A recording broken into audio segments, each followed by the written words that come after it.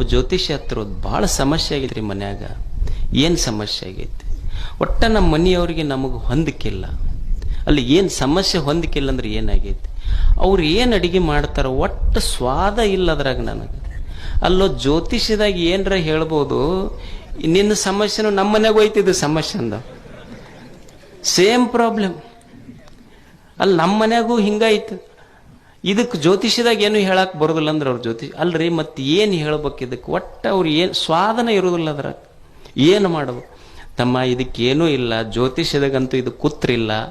ನೀ ಎಷ್ಟು ಪಗಡಿ ಅವೇನು ಹಾಡ್ತಿರ್ಲಿ ಎಲ್ಲ ಹಾಕಿ ನೋಡಿದ್ರು ಏನೂ ಉತ್ತರ ಇಲ್ಲ. ಇದಕ್ಕೆ ಇರೋದು ಒಂದೇ ಉತ್ತರ ಏನಂದ್ರೆ ಅವ್ರು ಹೆಂಗಾರ ಮಾಡಲಿ ಭಾಳ ರುಚಿ ಆಗೈತೆ ಅಂತ ಹೇಳ್ಬೇಕಟ್ಟ. ಇದನ್ನ ಬಿಟ್ಟರೆ ಬೇರೆ ಉತ್ತರ ಇಲ್ಲ.